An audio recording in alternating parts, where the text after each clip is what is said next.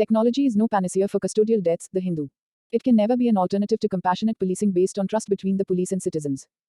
India has a grim record in police brutality and custodial violence. Between 2001 and 2018, 1,727 persons died in police custody, but only 26 policemen were convicted for such deaths. The recent spate of custodial deaths in Tamil Nadu has yet again highlighted the methods used by the police during interrogation. It is not uncommon knowledge that the police, when they grow increasingly frustrated with the trajectory of their interrogation, sometimes resort to torture and violence which could lead to the death of the suspect. Custodial deaths are common despite enormous time and money being spent on training police personnel to embrace scientific methods of investigation. This is because police personnel are humans from different backgrounds and with different perspectives. Use of technology. Given the problem of custodial deaths, technology has been proposed as a silver bullet by many. Several technological solutions are available to help prevent custodial deaths. These include body cameras and automated external defibrillators. There is no doubt that technology can help avert police custodial deaths. For example, body cameras could hold officers liable.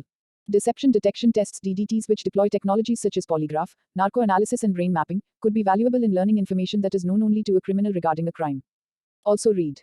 Data. Tamil Nadu records most custodial deaths in South India. Among the DDTs, the brain fingerprinting system, BFS, is an innovative technology that several police forces contemplate adding to their investigative tools. BFS has proved helpful for solving crimes, identifying perpetrators, and exonerating innocent suspects.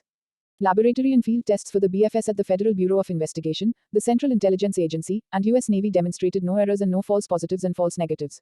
The technique helps investigative agencies uncover clues in complicated cases. In June 2008, India convicted an accused leaning on evidence from a BFS device. In 2010, the Supreme Court, in Selvi vs. State of Karnataka, rendered the evidence inadmissible. The court observed that the state could not perform narco-analysis, polygraph, and brain mapping tests on any individual without their consent. With informed consent, however, any information or material discovered during the BFS tests can be part of the evidence. As the BFS is high-end technology, it is expensive and unavailable in several states. Police departments are increasingly using robots for surveillance and bomb detection. Many departments now want robotic interrogators for interrogating suspects. Many experts today believe that robots can meet or exceed the capabilities of the human interrogator, partially because humans are inclined to respond to robots in ways that they do to humans. From his studies, Human-Computer Interaction, HCI researcher Joseph Weizenbaum concluded that suspects might be more receptive to opening up to automated conversational counterparts than the police. Robots equipped with AI and sensor technology can build a rapport with the suspects, utilize persuasive techniques like flattery, shame and coercion, and strategically use body language. Researchers at the University of Arizona have created automated interrogation technology called the Automated Virtual Agent for truth assessments in real-time Avatar.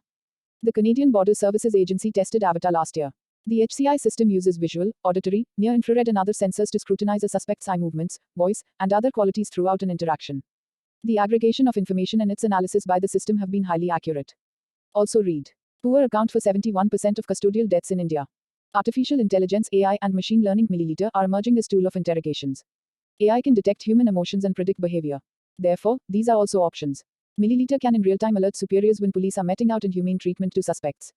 Valid concerns. There is a lot of concern about AI or robot interrogations, both legally and ethically. There exists the risk of bias, the peril of automated interrogation tactics, the threat of milliliter algorithms targeting individuals and communities, and the hazard of its misuse for surveillance. Therefore, while the technology available to the police and law enforcement agencies is constantly improving, it is a restricted tool that can't eradicate custodial deaths. While it might provide comfort and transparency, it can never address the underlying issues that lead to these situations. Also read. Data. 5 states including Tamil Nadu recorded over 100 custodial deaths but 0 police convictions between 2000 and 118. What we need is the formulation of a multi-pronged strategy by the decision makers encompassing legal enactments, technology, accountability, training and community relations. The Law Commission of India's proposition in 2003 to change the Evidence Act to place the onus of proof on the police for not having tortured suspects is important in this regard. Besides, stringent action must be taken against personnel who breach the commandments issued by the Apex Court in TK Basu vs. State of West Bengal 1997. The draft bill on the prevention of torture, 2017, which has not seen the day, needs to be revived. Technology may make policing more convenient, but it can never be an alternative for compassionate policing established on trust between the police and the citizens. Jayanth Murali is an Indian Police Service officer. There are no more articles to read.